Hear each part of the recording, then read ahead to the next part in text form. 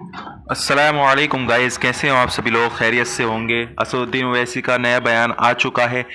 Video को and तक देखना, क्या बोल रहे हैं असदुद्दीन ओवैसी वो तो वीडियो को पूरा देखकर पता चलेगा। हमारे चैनल को सब्सक्राइब ज़रूर कर लें और इस वीडियो को शेयर ज़रूर कर दें और कमेंट ज़रूर कर जाएँ अपना प्यारा सा कि आपको क्या बात समझ में आई। मिलते हैं अगली वीडियो में इंशाल्लाह, तब तक के लिए अल्लाह हाफिज़। अच्छा, ये जो 28 तारीख से पिछले महीने शुरू हुआ, इसमें किन किन चीजों को आपने ऑब्जर्व किया? 28 तारीख ईरान, से क्या शुरू हुआ? इजराइल, नहीं, क्या अमेरिका, 28 तारीख से क्या शुरू हुआ? ये जो युद्ध शुरू हुआ, किसने शुरू किया? आप बताइए, आपने अरे क्या आप ऑब्जर्व किया? मैंने आपसे क्या पूछा, अरे आपने क्या ऑब्जर्व किया? अरे अब एंकर आप है मेरे आप। यहाँ सामान्य ज्ञान का नहीं परीक्षण नहीं, करने लगे। एंकर हैं आप, एंकर हैं। आपने युद्ध किसने शुरू किया? अमेरिका इजराइल ने शुरू किया। खत्म हो गया। जब अमेरिका इजराइल युद्ध शुरू किया, उसका नुकसान भारत को नहीं हो रहा है? कितना नुकसान हो रहा है भारत को देखिए आप। यूरिया की कमी आ गई, फिर हमारे पास अब गैस की कमी आ गई, कमर्शियल गैस तो बंद हो गया। तीसरा, हमने 11 साल में जो स्ट्रेटेजिक पेट्रोलियम रिजर्व्स बनाना था, हमने नहीं बनाया। हमारा पूरा तेल आता है यही स्ट्रेट ऑफ हॉर्मुज से, गैस आती है वहीं से। एक बात बताइए, मैं मुकम्मल प्रधानमंत्री की जगह आप होते तो क्या करते इन परिस्थितियों में? देखिए, प्रधानमंत्री आपके लिए, प्रधानमंत्री सुन तो, सबसे बड़ी गलती प्रधानमंत्री ने की जो इजराइल गए। अमेरिका के 2 एयरक्राफ्ट कैरियर आ गए हैं। प्रधानमंत्री को नहीं जाना चाहिए था, खैर वो चले गए। नेतन्याहू को आना था, नहीं आया। प्रधानमंत्री को, जब प्रधानमंत्री गए वहां पर उनको मालूम था कि हमला होने वाला है। अगर ये आप कैसे कह सकते हैं? सुन तो लीजिए। ये आप अज्यूम करके चल रहे हैं। देखिए, आप मुझे बोलने देंगे ना? नहीं, आपको पसंद ना मैं हो तो तो आपसे आप जानना चाहता हूं कि आप ये दमदारी से कैसे कह सकते हैं उनको पता था? सुन तो लीजिए, सुन तो लीजिए। इतनी बेचैन क्यों हो जाती है? प्रधानमंत्री के बारे में कुछ बोले तो आपको नौकरी, आपकी लगता है कि वल्नरेबल हो गई। मैं तो सिर्फ ये जानना चाहता हूं कि सुनिए असद भाई क्या समाधान देना चाहते हैं। सुन तो लीजिए। वो क्रिटिसाइज तो करते हैं प्रधानमंत्री को, लेकिन उनकी निगाह में समाधान क्या है ये जानना सुन चाहता तो लीजिए ना। अरे आप सबको बोलिए, मोदी को मत बोलिए, ये तो नहीं चलेगा ना। आपने जनवरी में आपने नोटिस दिया कि ईरान में जितने भारत के लोग हैं आ जाइए। क्यों दिया आपने? क्योंकि आपको मालूम था कि अमेरिका वहां पे हमला करेगा। अब हो क्या रहा है? हमला तो हो गया। 5 दिन लगे हमको कंडोलेंस देने के लिए। 7 दिन के बाद हमने वो 160 स्कूल के बच्चों के मरने पर बात की।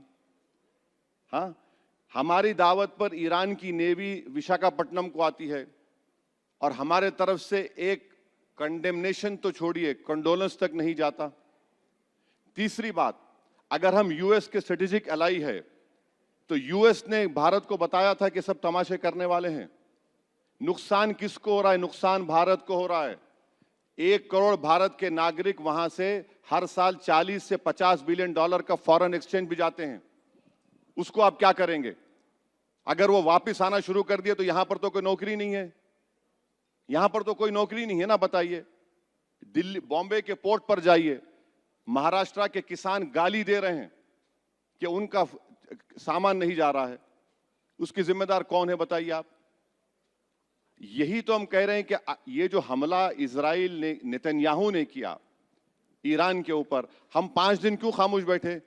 हम 5 दिन इसलिए खामोश बैठे कि हम उम्मीद कर रहे थे कि 5 दिन में इनका सफाया हो जाएगा। नहीं हुआ उनका सफाया। वो लोग मरने को तैयार हैं, वो कर रहे हैं काम।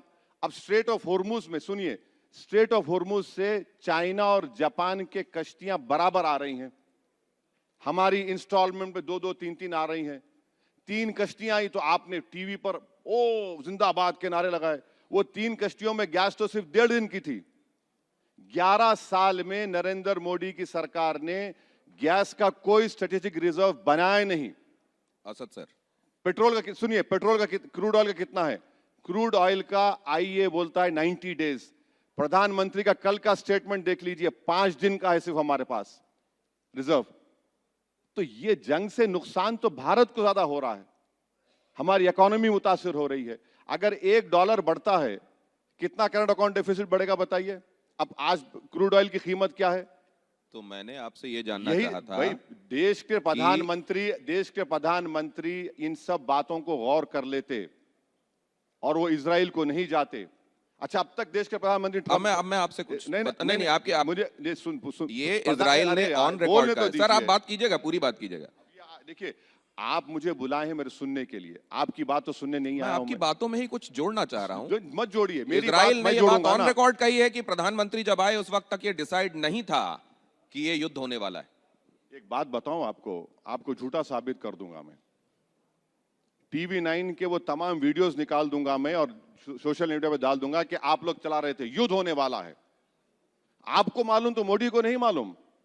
क्या बात कर रहे हैं आप? ये आप बात तो ठीक चला रहे हैं। एक ये बात ठीक है कि संभावनाएं जिस तरह की तलखी बढ़ रही थी, ये संभावनाएं लग रही ठीक है, लेकिन तो युद्ध वो हो हमारी रहा बात है, ठीक नहीं है। आधिकारिक रूप से युद्ध हो रहा है। अगर ये होता तो हम लोग ये कह रहे होते कि आधिकारिक युद्ध हो रहा है, तय मानिए। अरे भाई साहब, टीवी 9 पर बैठकर आप लोग चला रहे थे, हू जा रहा है, जेट जा रहा है, ये होगा, आग निकल रही है।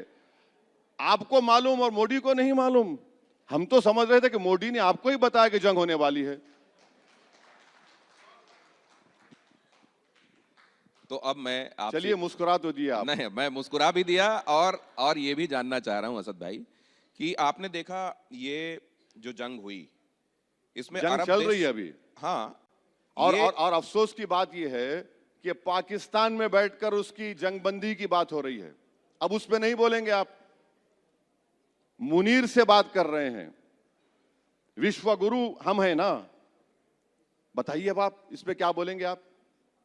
ब्रिक्स के होस्ट हम हैं। तो आप कह रहे हैं कि पाकिस्तान विश्वगुरु है? ब्रिक्स के होस्ट हम हैं, ब्रिक्स के होस्ट। ब्रिक्स का समिट यहां पर होने वाला है।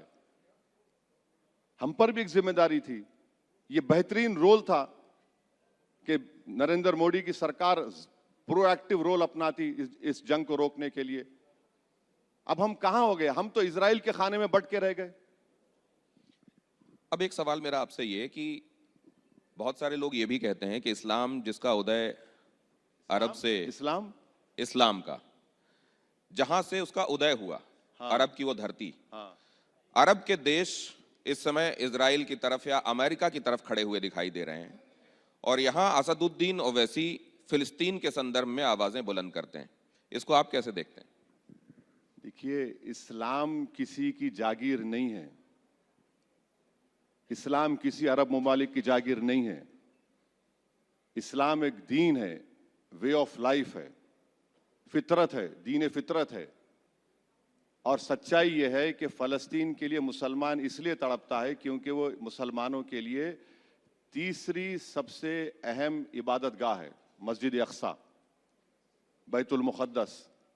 और हमारा मानना यह है कि हम लोग जब दुनिया में दोबारा उठाए जाएंगे मरने के बाद, हमारा जो हिसाब किताब होगा, हम जब प्रॉफिट मोहम्मद सल्लल्लाहु अलैहि वसल्लम ठहरेंगे, वही जगह रहेगी। वो जगह इसलिए भी हमारे लिए मुक़द्दस है क्योंकि वहां पर हमारे प्रॉफिट ने वहां से सफर किया आसमानों को और अल्लाह सुब्हानहू व तआला से वहां पर गए, मुलाकात की। इसलिए है। अब वो नहीं कर रहे हैं, ये नहीं कर रहे हैं। अच्छा, एक बात सुनिए, अजरबैजान को हमने गाली दी थी ऑपरेशन सिंदूर में, राइटफुली गाली दी थी। अब हम अजरबैजान से कह रहे हैं, भाई साहब थोड़ा ले लीजिए और ला लीजिए हमारे पास। ये आपकी नीति है।